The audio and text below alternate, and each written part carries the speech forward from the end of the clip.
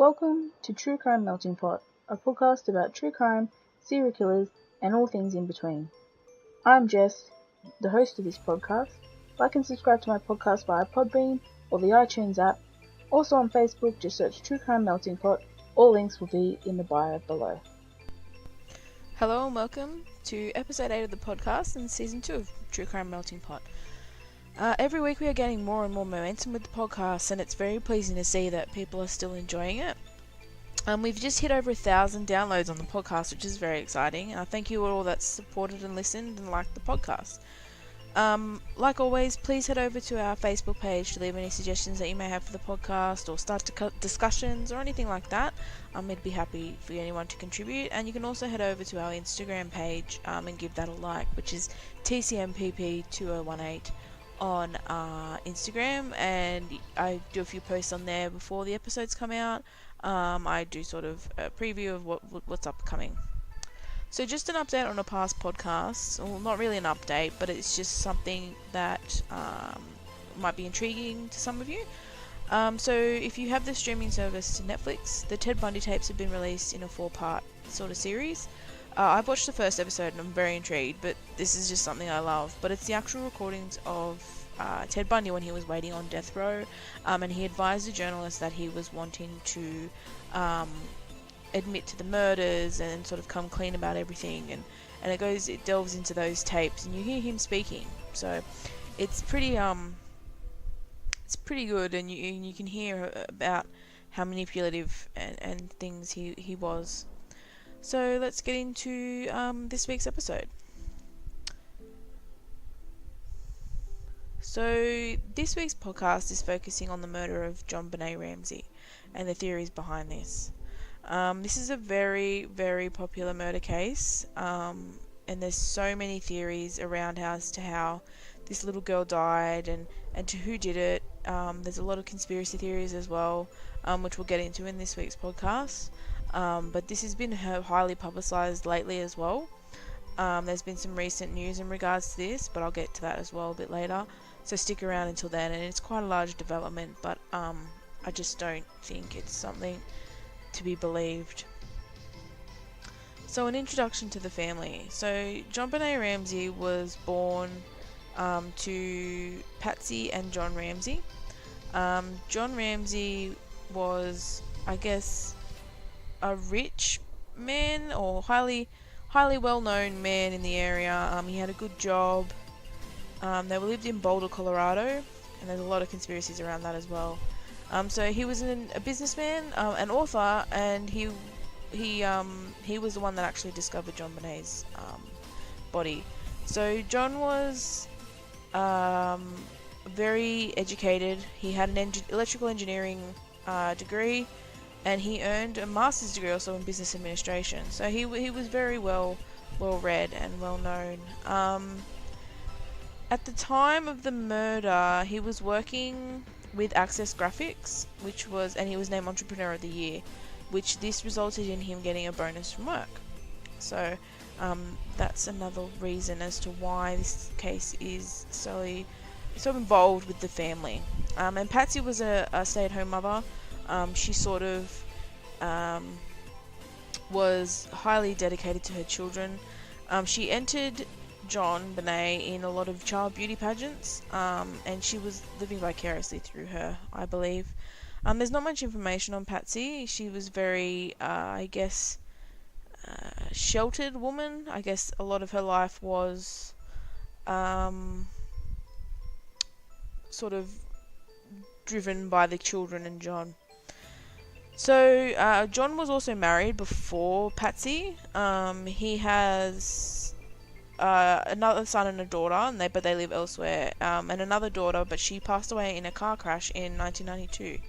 And this in 1991, John moved his family to Boulder, and this is where Access Graphics was located.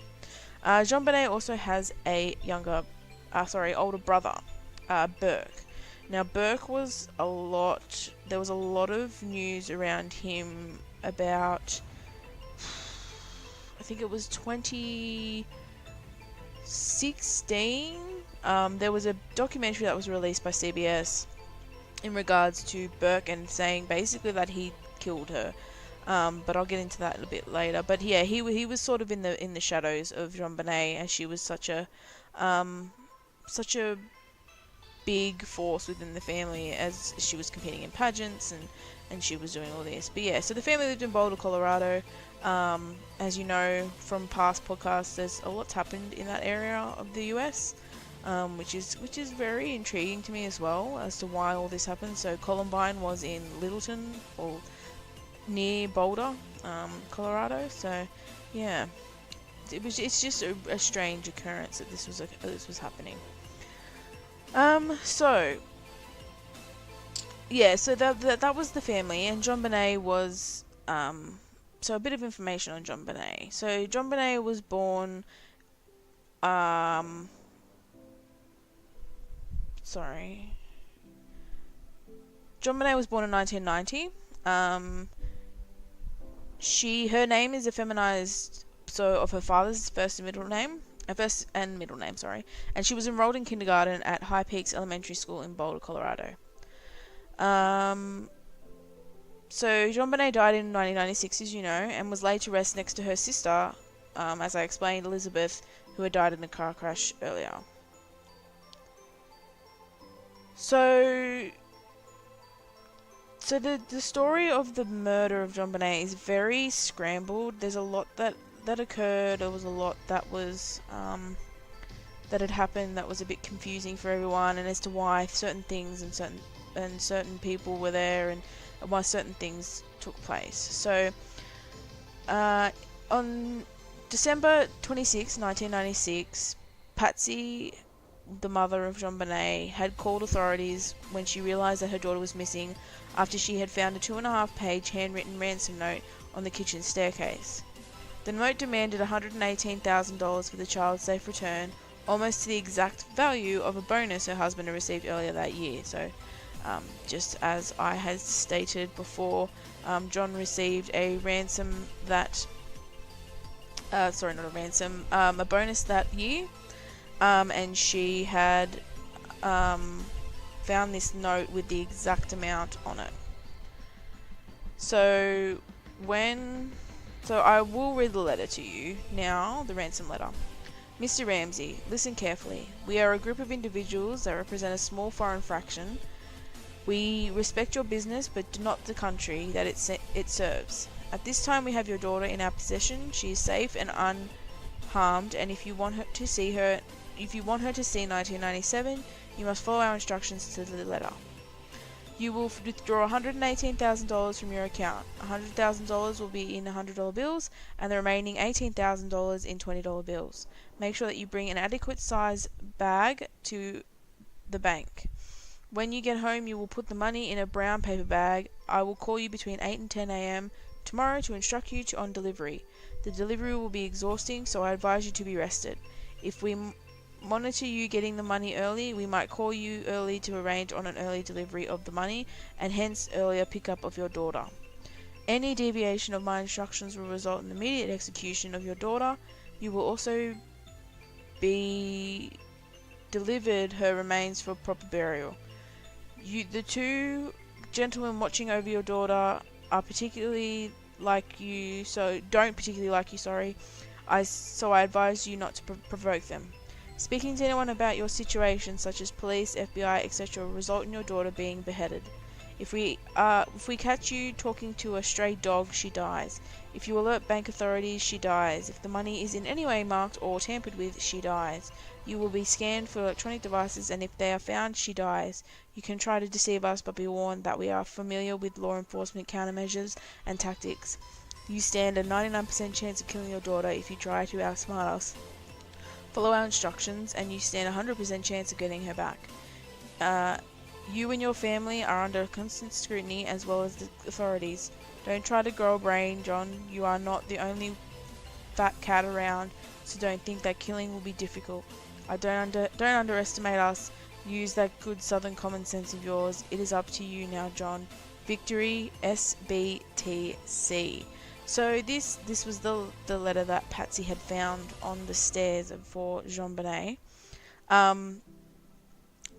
This is where number one red flag pops up, the letter. So it was just too convenient that the ransom note that was found was the exact amount that John had received from work.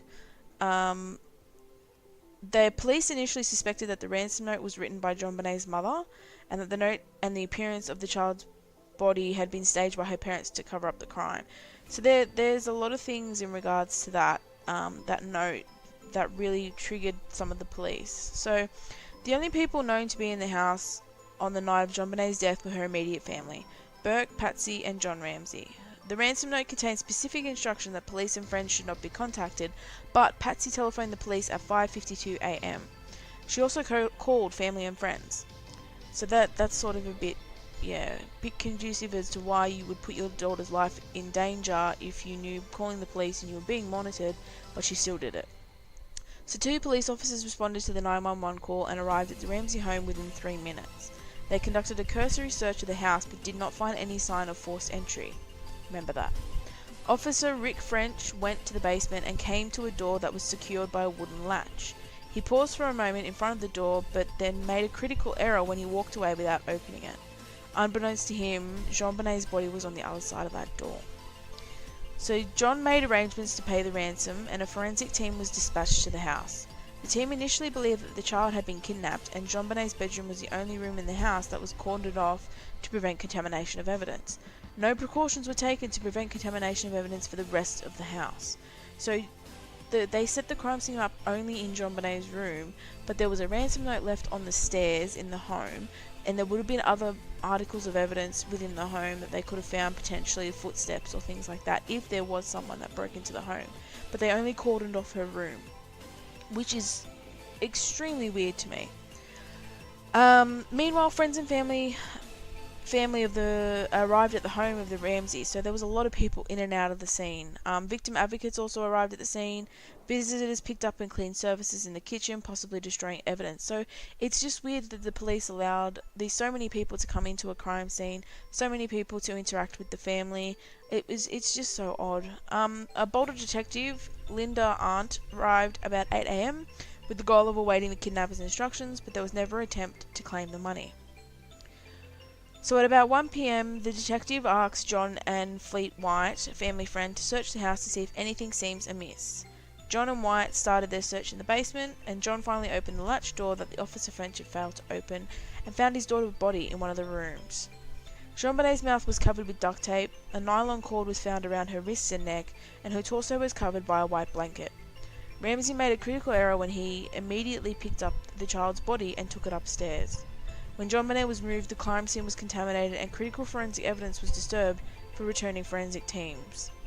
Each of the Ramseys provided handwriting, blood, and hair samples to the police. John and Patsy participated in a preliminary interview for more than 2 hours, and Burke was also interviewed within the first couple of weeks following JonBenet's death. So another major error that was made by the family was that John picked her body up and brought her to the lounge room. Now you think that knowing something had gone or something wrong had happened to your child, you would take her up to the up to the lounge room. You would leave her there and advise the police that, look, I found her body in the basement, she's passed away, what do we do, what's happening? You wouldn't move the body. I just don't understand why he did that. So an autopsy revealed that JonBenet had been killed by strangulation and a skull fracture. The official cause of death was asphyxia by strangulation associated with a craniocerebral trauma. There was no evidence of conventional rape, although sexual assault could not be ruled out. Although no semen was found, there was evidence that there had been a vaginal injury, and at the time of the autopsy appeared that her vaginal area had been wiped with a cloth. Her death was ruled a homicide. A garrote that was made from a length of nylon cord and broken handle of a paintbrush was tied around JonBenet's neck and apparently been used to strangle her. Part of the bristle end of the paintbrush was found in a tub containing Patsy's art supplies, but the bottom third of it was never found despite extensive searching of the house by the police in subsequent days. The autopsy revealed a vegetable or fruit material which may represent pineapple, which JonBenet had eaten a few hours before her death. Photographs of the home taken on the day when JonBenet's body was found show a bowl of pineapple on the kitchen table with a spoon in it. However, both John and Patsy said that they do not remember putting the bowl on the table or feeding pineapple to JonBenet. Police reported that they found JonBenet's 9-year-old brother Burke Ramsey's fingerprints on the bowl. The Ramseys have always maintained that Burke slept through the entire episode until he was awakened several hours after the police had arrived. So that was where the conspiracy that the brother had committed the crime. But there's just so many things that are crazy when it comes to this. So, experts and media commentators in the Ramseys have identified potential suspects in the case. Boulder police initially focused on almost exclusively upon John and Patsy, but by October 1997 had over 1,600 people in their index of persons of interest for the case. So that means that they were looking at sexual offenders and all things like that. Errors that were made in the initial investigation complicated the resolution of the investigation and applicable theory. Those errors included loss and contamination of evidence, lack of experienced and technical staff on the investigation, evidence shared with the Ramseys, and delayed informal interviews with the parents. Lou Smith was a detective who came out of retirement in early 1997 to assist the District Attorney's Office with the case. In May 1998, he presented his findings to the Boulder Police with other staff members of the DA office, concluding that the evidence pointed away from the Ramseys. However, they were unable to successfully challenge the police department's steadfast belief that the Ramseys were guilty. The DA office sought to take control of the investigation. Due to the animosity between the police and the DA's office and the pressure to obtain a conviction, Colorado Governor Roy Romer interceded and named Michael Caine as special prosecutor to initiate a grand jury. Two of the lead investigators in the case who had opposing views, Smith and Steve Thomas, resigned. Smith because he believed that the investigation had incompetently overlooked the intruder hypothesis, and Thomas because the DA's office had interfered with and failed to support the police investigation of the case. So altogether, there was so much drama and so much bickering between police sectors that the case was sort of falling to the background, and it was just making it a lot easier for it to slip through the cracks. So a grand jury was convened beginning of September 15th, 1998, to consider indicting the Ramseys for charges relating to the case. In 1998, the grand jury returned a true bill to charge the Ramseys with placing the child at risk in a way that led her to her death and with obstructing an investigation of murder, based on the probable cause standard applied in such grand jury proceedings. But Boulder County District Attorney Alex Hunter did not prosecute them because he did not believe that he could meet the highest standard of proving guilt beyond a reasonable doubt, which is required for a criminal conviction. Mary Lacey, the next Boulder County District Attorney, took over the investigation from the police on December 26, 2002.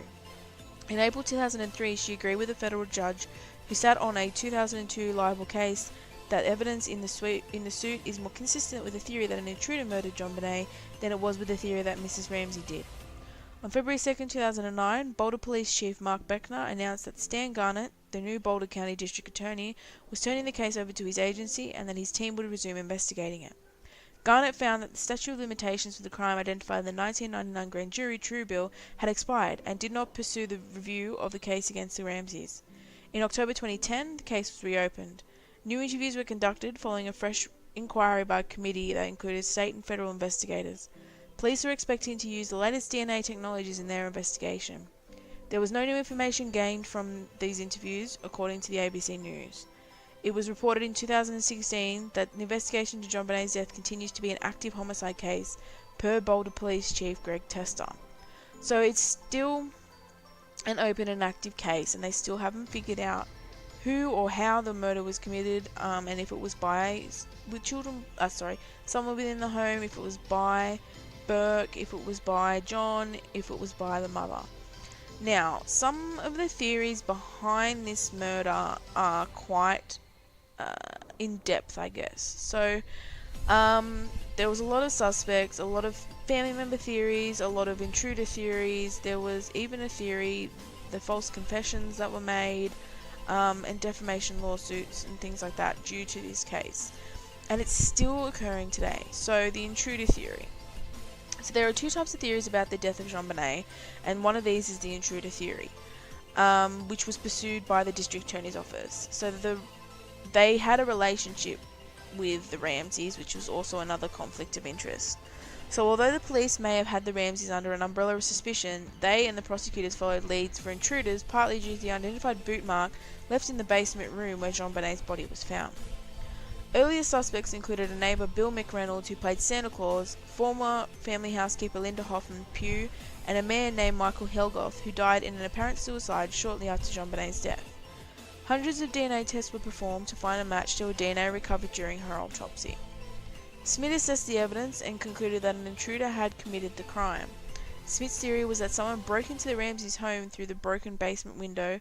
The intruder subdued JonBenet using a stun gun and took her down to the basement. JonBenet was killed and a ransom note was left. Smith's theory was supported by former FBI agent John E. Douglas, who had been hired by the Ramsey family. Believing that the Ramseys were innocent, Smith resigned from the investigation on the 20th of September 1998, 5 days after the grand jury convened against the Ramseys. While no longer an official investigator on the case, Smith continued to work on it until his death in 2010. So this theory that there was a boot mark in the basement and a broken basement window was sort of debunked, I guess, in a documentary that you can probably find on YouTube now, was where they recreated the home, or the bottom of the home, in a warehouse, and to show how difficult or how hard it would have been to gain entrance to the home through that window. Now, if you can go and watch that documentary and make up your own decisions and things like that, but I strongly believe that it was the family that had killed her. I just don't think the house was too clean. There was too many factors that sort of pointed fingers directly at the Ramseys. So, the author Stephen Singular wrote a book called Presumed Guilty, an investigation into the JonBenet Ramsey case, the media and the culture of pornography. This refers to consultations with the cybercrime specialist who believed that JonBenet, due to her beauty pageant experience, could have attracted the attention of child pornographers and pedophiles. So it was determined that there had been more than 100 burglaries in the Ramseys neighbourhood in the months before JonBenet's murder. There were 38 registered sex offenders living within a 2-mile radius, which is 3 kilometres, of the Ramseys' home. 38. So in 2001, former Boulder County prosecutor Trip DeMuth and Boulder County Sheriff Detective Steve Ainsworth stated that there should be more aggressive investigation of the intruder theory. One of the individuals that Smythe identified as a suspect under his intruder theory was Gary Howard Olivia, who was arrested for 2 counts of attempted sexual exploitation of a child and 1 count of sexual exploitation of a child. Charged in 2016, according to Boulder Daily Camera, Oliver, a registered sex offender, was identified as a suspect in the October 2002 episode of 48 Hour Investigates. So he was identified by 48 Hours to be a suspect, but nothing was sort of pursued. So the family member theories. So the second group of theories is that a family member was involved in her death. Boulder police initially concentrated almost exclusively upon John and Patsy. According to Greg McCrary, a retired profiler with the FBI, he stated that statistically it is a 12-to-1 probability that it is a family member of a caregiver who is involved in the death of a child. From the police perspective, they did not see evidence of a forced entry, saw evidence of staging like the ransom note, and did not find the Ramseys cooperative in helping them solve the death of their daughter. The Ramseys had stated that their reluctancy was due to their fear that there would not be a full investigation for intruders, and that they would be hastily selected as the key suspects in the case. So their logic behind it was that they didn't want to cooperate, they didn't want to do that because they wanted the police to focus on an intruder theory. Now, to me, that just makes them more sus as to why they would not like to clear themselves first and get their stories out of the way and then focus on the intruder theory. So one theory is that Patsy struck JonBenet in a fit of rage after a bedwetting episode, and then strangled her to cover up what had happened after mistakenly thinking she was already dead. However, she did not have a known history of uncontrolled anger. JonBenet's brother later said, "We didn't get spanked, nothing of the sort, nothing close, nothing near laying a finger on us, let alone killing your child." So theoretically, the strangulation could have been a red herring aspect to conceal what had actually happened. Now again, these are all theories, these are not facts, so they're not actually what happened. So Burke, who was 9 years old at the time of JonBenet's death, was interviewed by investigators at least 3 times. The first 2 interviews did not raise any concern about Burke. A review by a child psychologist stated that it appeared that the Ramseys had a healthy, caring family relationship. In 1998, Boulder Police Chief Mark Beckner said, during an interview with a news reporter, that Burke Ramsey was not involved in the killing of his sister. But then in May 1999, the Boulder County District Attorney officers reiterated that Burke Ramsey was not a suspect but the investigators had never considered him a suspect. So a $100,000 reward was offered by the Ramseys in a newspaper ad in 1997, and 3 days later they submitted to separate formal interviews for the first time at the Boulder County Justice Center. So in 1999, Colorado Governor Bill Owens told the parents of JonBenet Ramsey to quit hiding behind their attorneys, quit hiding behind their PR firm. So there was a lot of angst towards the family as to why they didn't want to clear their name. In 2010, police sought to interview Burke Ramsey again, and a high-profile defamation attorney whom the Ramseys hired in 1999 had sort of blocked it. So this is where the case of JonBenet Ramsey, which was broadcast on CBS, caused a lot of concern. So this show used a group of experts to evaluate the evidence and theorise that Burke hit his sister in the head with a heavy object, perhaps not intending to kill her, and it suggested that a ransom letter was an attempt to cover up the circumstances of JonBenet's death. Wood, on behalf of Burke Ramsey, filed a defamation lawsuit against CBS, the producers of the program, and several of its participants based on the conclusion. So this was where the defamation case was given, and they settled this outside of court. But again, it was just so sus. And there is an interview with Burke with Dr. Phil. You can find this. You can find clips on YouTube. In regards to this, this sort of shows he's definitely a damaged child, or was a damaged child, and there's a lot of trauma that he went through, obviously with his sister dying when he was young, having to go through the scrutiny of the public, having to be potentially blamed for what he had done to his daughter. I'm not defending him if he was to have done it, but again, you can see why he was classed as weird and psychopathic in those interviews. So the case to this day still hasn't been solved. There is a lot of conspiracy theories about it as well. So one of the conspiracy theories that I have found, I know that they're not factual, but was that there was a pedophile ring in Boulder, Colorado, which the parents were selling JonBenet to. It was determined this was sort of raised because, as I stated before, there was 38 sex offenders in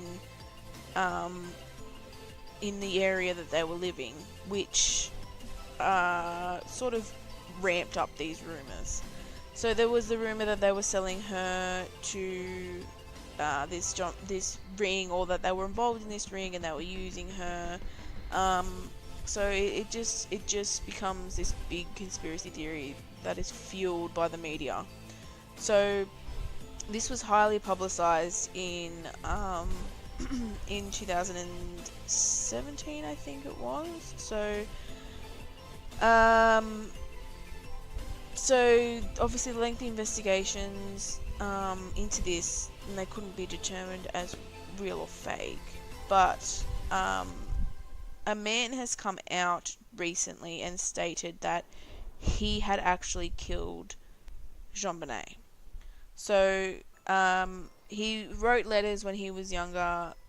The Gary Olivia guy that I'd stated before, he had wrote letters to a high school friend stating that he had killed her, or accidentally killed her. So one of the quotes from this article that I was reading from the letters stated, I have never loved anyone like I did JonBenet, and yet I let her slip and her head bashed in half and I watched her die. It was an accident. Please believe me, she was not like the other kids. So they believe that he was involved in this pedophile ring in Boulder, Colorado. He's currently serving a 10-year sentence for possession of child pornography, and he's up for parole in 2020. So Gary Olivia is 54. So in another letter he wrote, JonBenet completely changed me and removed all evil from me. Just one look at her beautiful face, her glowing beautiful skin, and her divine God body, I realized I was wrong to kill other kids, yet by accident she died and it was my fault. So Vale had, who was receiving the letters from Olivier, had stated that she suspected his old high school buddy had killed JonBenet for the last 22 years, ever since he received a disturbing phone call from him shortly after the murder, before the case made national headlines. So this is his quote from this article, and he stated, "My suspicions began when Gary called me late at night on December 26, 1996. He was sobbing and he said, 'I heard a little girl.' I tried to get more information out of him, but the only thing he told me was that he was in Boulder, Colorado area. And then on the 27th of December, I read on the front page of my local newspaper, 'Girl 6 slain in Boulder, Colorado.' I immediately called the Boulder Police Department and told them what I knew about Gary and what he had told me just days earlier. They didn't get back to me. 3 months later, I called the police again to find out what was going on in this investigation of Gary, but instead I was sent to a police answering machine set up for tips on the JonBenet case. I left a message on the recorded line, and again I never heard back from the investigators." So she was... Again, this is like the case of the making a murderer, where tips were given in regards to this case about certain things, and it was just pushed to the side. Zodiac. The Zodiac killer called multiple times, pushed to the side. So the police were just, I guess they were inundated with people faking it, or tips that weren't relevant. But again, it's just such a large oversight if this guy really did kill JonBenet. So that was one of the major... that was the major story that's just come out recently. He had been sending these letters in hopes that someone would hear it, and he pled guilty to the murder of JonBenet, as well as countless charges of sexual assaults and abuse against children. He wrote in his letters.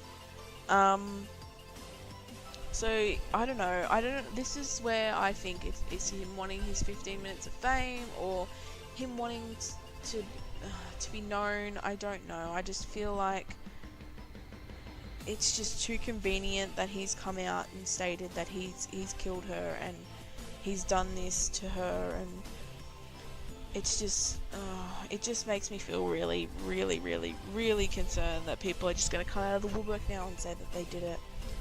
So another false confession was in 2006. Jean-Marc Carr, a 41-year-old elementary school teacher, was arrested in Bangkok when he falsely confessed to murdering JonBenet. He claimed that he had drugged, sexually assaulted, and accidentally killed her. And according to a CNN newscast, authorities also said that they did not find any evidence linking Carr to the crime scene.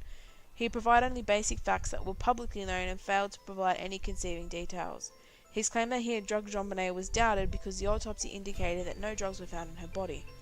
DNA samples were taken from Carr that did not match the DNA found on JonBenet's body. So the autopsy. Was had revealed the strangulation and the skull fracture, and the pineapple and the blood samples that were extracted from JonBenet's underwear to establish a DNA profile. The DNA belonged to an unknown male on her underwear. The DNA was submitted to the FBI's DNA index system, but the sample did not match any profile in their database.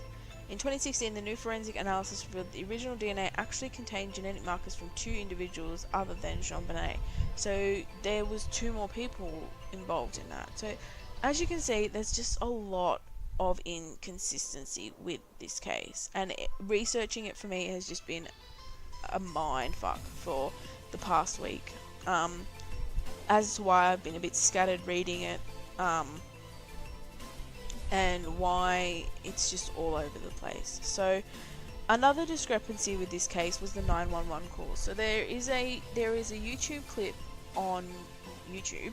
You can search the 911 call that Patsy made to the police. In this call, you can hear her state what had occurred, and then there is a point at the end of the call where it sort of is muffled voices. Now, it's theorized that at the end of this call, she thought she had hung up, but she hadn't, and there was John on the other saying to Patsy, "What have I done?